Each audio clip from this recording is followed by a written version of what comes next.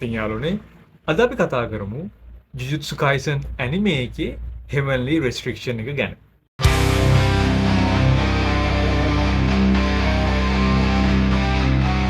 හෙවන්ලි restriction එක ගැන කතා කරනකොට අපි අනිවාර්යෙන් කර්ස්ට් එනර්ජි ගැන පොඩ්ඩක් කතා කරන්න ඕනේ. ඍණාත්මක හැඟීම් ඔය බිය, තරහා, දුක කියන මේ හැඟීම් තමයි මේ කර්ස්ට් එනර්ජි එකේ ෆවුන්ඩේෂන් එක.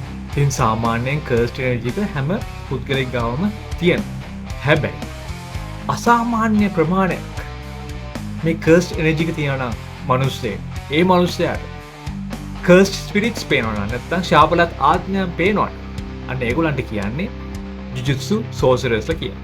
ඉතින් මේ කට්ටියට තමන්ගේ කර්ස්ට් එනර්ජි එක පාලනය කරන්න පුළුවන්. ඉතින් තමයි අපි දැන් මේ හෙවන්ලි රිස්ට්‍රික්ෂන් එක ගත්තොත් ඕකෙන් වෙන්නේ කෙනෙක් ඉපදුනාම එයාට බයින්ඩින් බැඳීමක් ඇති වෙනවා. මේ බයින්ඩින් එකේදී යාළුවනේ කර්ස්ට් එනර්ජි වලට බලපෑමක් වෙනවා. ගොඩක් දුරට තමන්ගේ ආත්මයටත් පොඩි පොඩි චේන්ජස් වෙනවා කියලා කියනවා. ඉතින් මේකින් වෙන්නේ එක්කෝ යම් කිසි පුද්ගලයෙක්ට කර්ස්ට් එනර්ජි බිඳුවට වටලා ලොකු ෆිසිකල් ඇඩ්වාන්ටේජ් එකක් නැත්නම් ෆිසිකලි පීක් පුද්ගලයෙක් වඩපත් කරනවා. නැත්නම් ඒකේ රිවර්ස් එක වෙනවා. ලොකු කර්ස්ට් එනර්ජි ප්‍රමාණයක් දෙනවා. හැබැයි ෆිසිකලි වීක් මනසික බවට පත් වෙනවා. මේ ඉපදෙනකොට ලැබෙන මේ බැඳීම පහු කාලෙක ගලවන්න බෑ.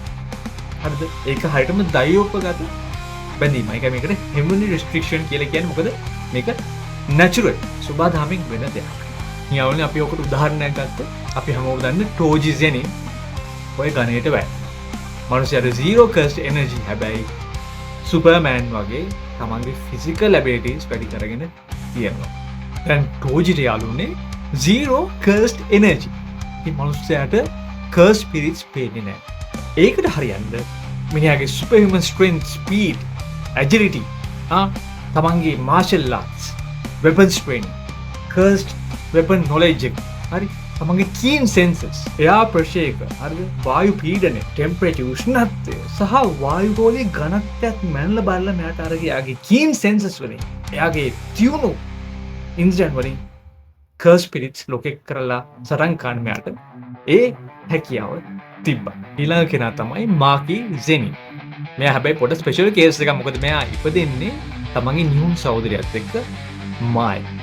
මෙතනදී තමන්ගේ නියුම් බැඳීමත් එක්ක තමයි මේ හෙවන්ලි රිස්ට්‍රික්ෂන් එකත් ඇති වෙන්නේ. මෙතනදී යාළුවනේ මාකි සහ මායි මේගොල්ලන්ගේ කර්ස්ට් එනර්ජි එක බෙදාගත්ත නිසා මාකිට කර්ස්ට් එනර්ජි පොඩි ප්‍රමාණයක් තියෙනවා. එයාගේ ෆිසිකල් කැපබිලිටිස් තියෙනවා. හැබැයි ලිමිටඩ්.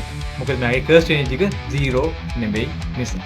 ස්පොයිලර්ස් ඔයගොල්ලෝ සීරීස් එක බලන්න නැත්නම් පස්සේ කාලෙක මායි සැක්‍රිෆයිස් කරන එයාගේ ජීවිතේ මාකිට අර හෙවන්ලි රිස්ට්‍රික්ෂන් එක තියෙන නිසා එයාට ඒ සැක්‍රිෆයිස් එකෙන් පස්සේ එයාට කර්ස්ට් එනර්ජි 0 මට්ටමට වට ගන්න පුළුවන් වෙනවා. මෙයාත් ටෝජි වගේ සමානව පවර්ෆුල් වෙන්න පටන් ගන්නවා.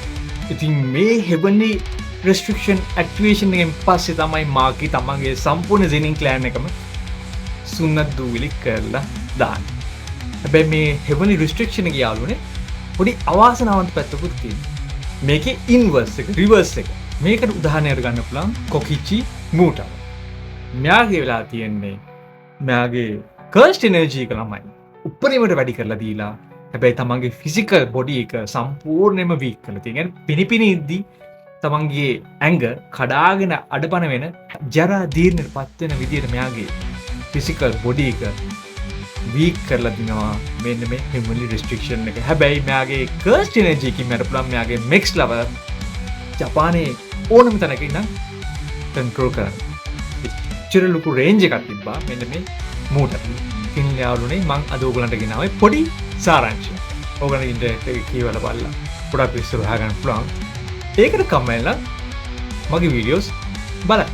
ඔයගොල්ලෝ දැන් ඉගෙන ගත්තාම පොඩි ෆන් එකක් ගත්තා නම් රීපෝස්ට් කරන්න, ෂෙයා කරන්න, කමෙන්ට් එකක් දාන්න.